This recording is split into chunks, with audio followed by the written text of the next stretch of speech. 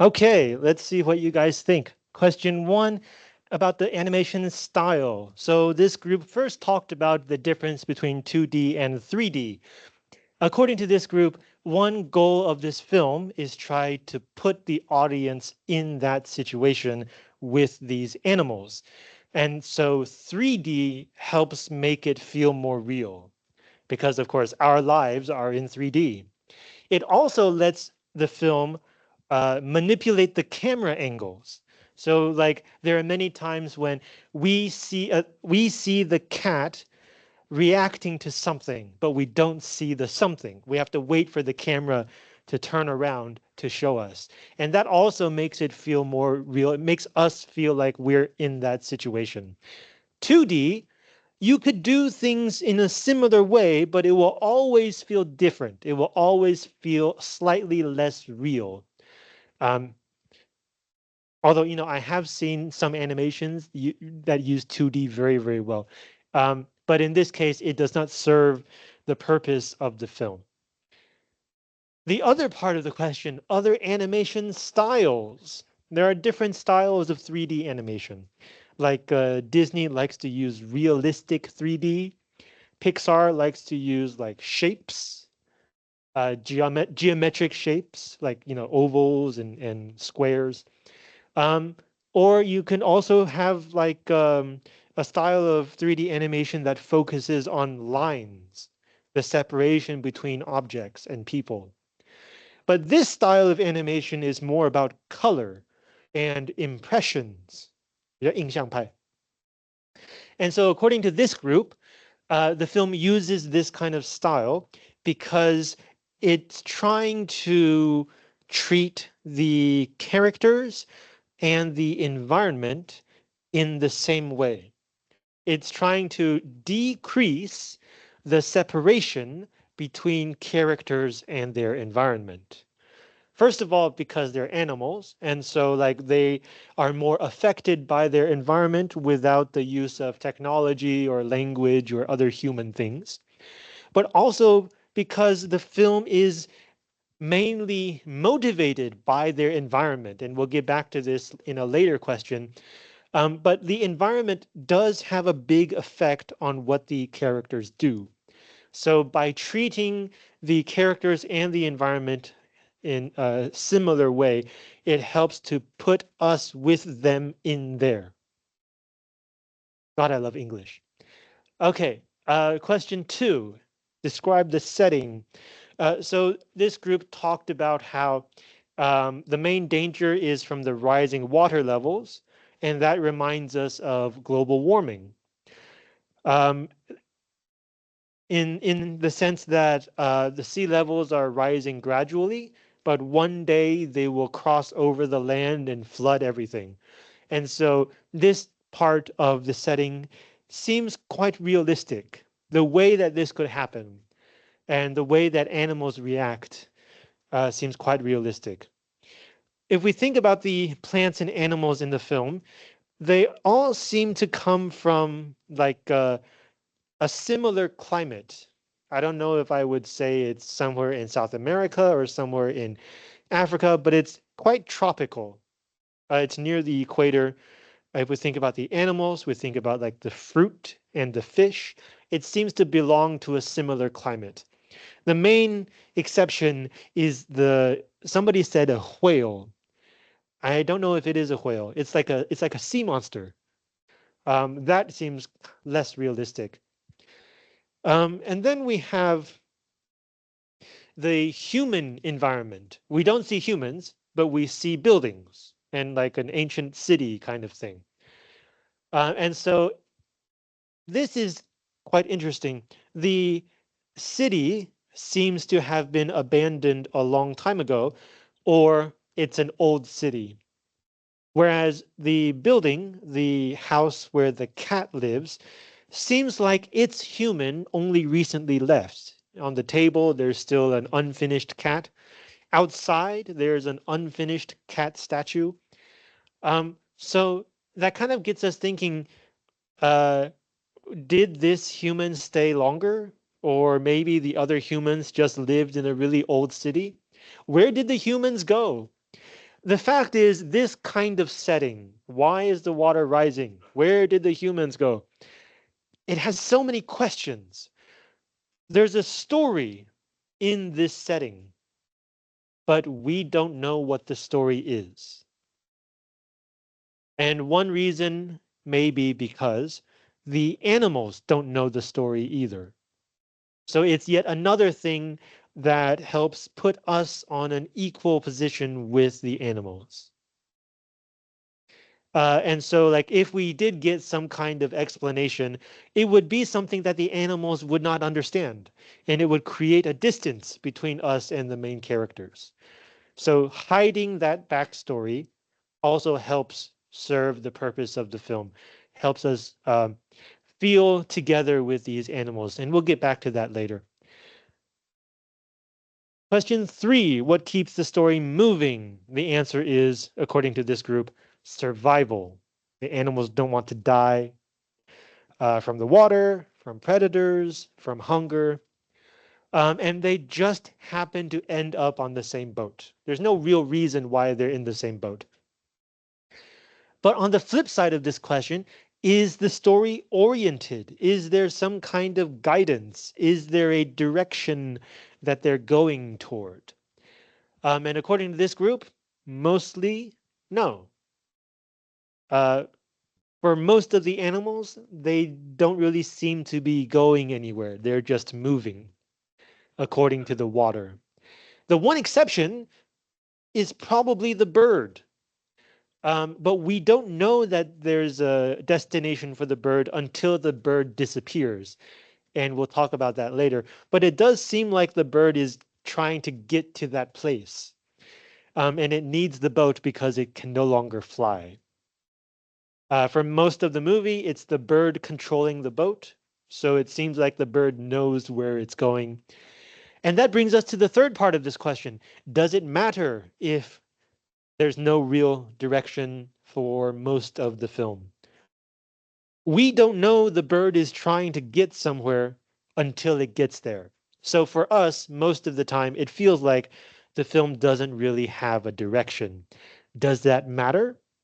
This group says, not really, because the point of this film is about the character interactions. It's about looking at how cute the cat is. The destination or the goal doesn't seem that important. Even if there were some kind of destination or goal, we would feel like it's just an excuse to show us these characters. The goal itself would still feel unimportant, according to this group. Question 4, the importance of reflection. So, of course, the main ones are the beginning and the end. The beginning, the cat looks at itself in the water. The end, the cat and its new friends look at themselves in the water. So it shows us a journey from solitude to friendship and company, from being alone to being together. How nice. But we also have some reflections in the middle of the film.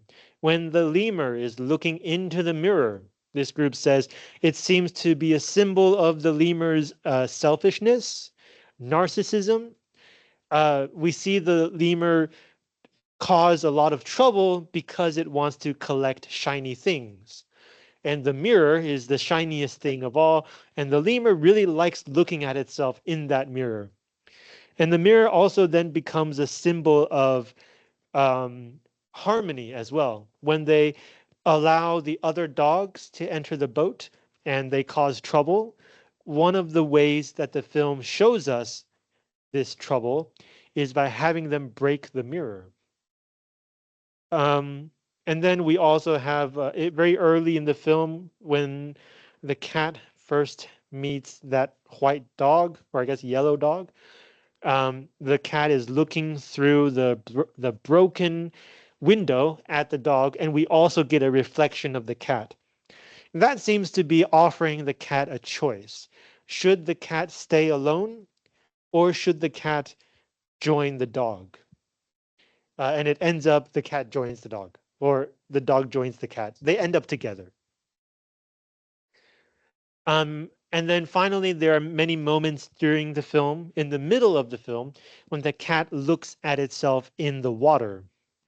And this seems to be showing the cat like checking in with itself, seeing how it is doing, whether it's okay, taking stock, thinking back on what has happened so far, thinking about where they are in life. Um, it's kind of like, and we'll get back to this, but when you play a video game and you enter a save point and you can save the game, it gives you a chance to rest, to think about what you've done, to think about what you have left to do.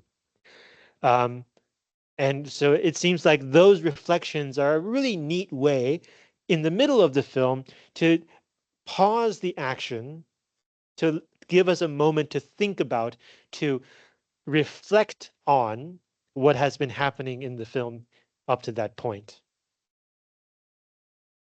Question 5, how would you explain the bird's story?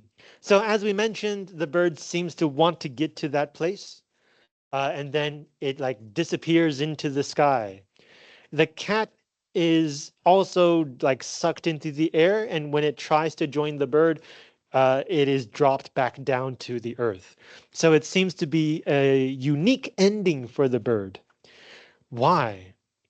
On so like this group said, it gives the bird another layer of symbolism or even mythology, in the sense that it's not just a regular animal; it's somehow connected with the universe or something. And they found online, like according to some indigenous cultures, like the Maya culture, the secretary bird has some kind of religious symbolism. So it could be saying that the bird is not just a regular bird, it's a bird that is like especially wise. It knows more about the world and the universe. This could help explain why the bird takes control of the boat, why it seems to be the leader of their group. It could explain, it also makes use of the height difference, right? The birds are so much taller than the rest of the animals. So the other animals are always looking up at the birds. It all seems to fit together to have this bird character be, um, I don't want to say more important, but like it has more symbolism. It's not just a regular bird. Question 6, does the film resemble a video game? And that group said no. And the main reason why not is because in a video game, it offers the player choices. They could be important choices, they could be very unimportant choices, but there's always something that the game needs the player to do. But in this movie, it barely has a plot, right? The story, as we just discussed, is really not that important. So if you don't have a story, then you don't have points on the story where you need to make a choice. The movie doesn't have choices. The choice is live or die. That's not a choice. So it doesn't feel like a video game in that sense. But that also gets us to think about, could some movies feel like a video game? If we do have a story and we do have characters who have to make choices, uh, then in some ways a film could feel like a video game. And this is quite special because usually we talk about whether a video game feels like a movie. But in fact, today the video game industry is much bigger than the film industry. So it, and like more and more people, especially younger people, maybe even some of you, play more video games than watch movies. And so if the culture is more used to using video game logic rather than film logic, it makes more sense to ask whether a film resembles a game instead of whether a game resembles a film. Of course, there are many different kinds of video games. If we're comparing them, then we should probably be talking about like those really expensive big games that takes like 72 hours to finish. But in this case, according to this group, it doesn't feel like one of those games.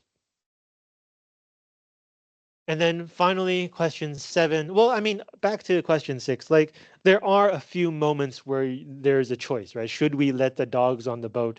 Should the cat jump into the water to catch fish? But like, they don't really feel like choices with equal options. The film always goes to one of the options. It doesn't feel like we really have a choice. Okay, question 7. Would the film feel different depending on whether the viewer likes animals or not?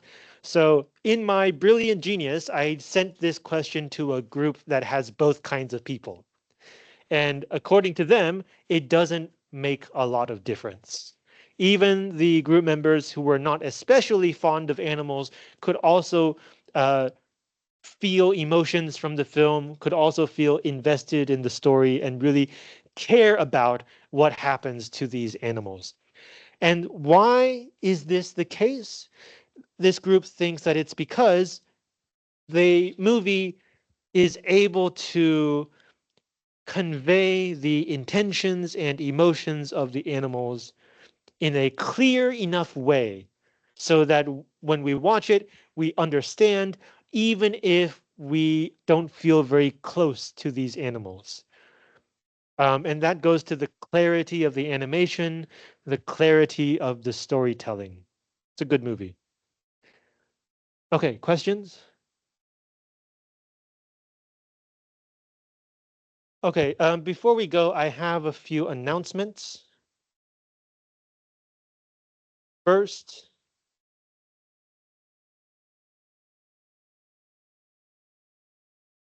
if you remember, we have an extra credit option. I added a new rule. You must have a grade for every assessment item to qualify for extra credit, which means you have to have a midterm exam grade. You have to have a final project grade. You have to have a course reflection grade. Only when you have these 3 grades will I consider any extra credit.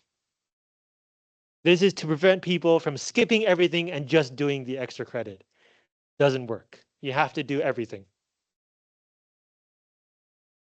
Next announcement, next week, no class. It's spring break. When we come back, we're going to watch a longer movie. And so the week after that, we will discuss the longer movie, which means you have to remember the movie for 1 week. It's a test of memory. So next week, no class. Week after that, we watch a 2.5 hour movie. Week after that, we talk about the movie. And then in the same week, I will introduce the midterm exam.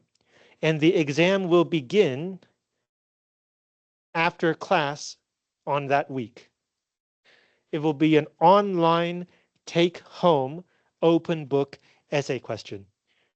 And it will be about a short film that I will show you in class and that you can watch at home as well. I'll talk about that in 3 weeks.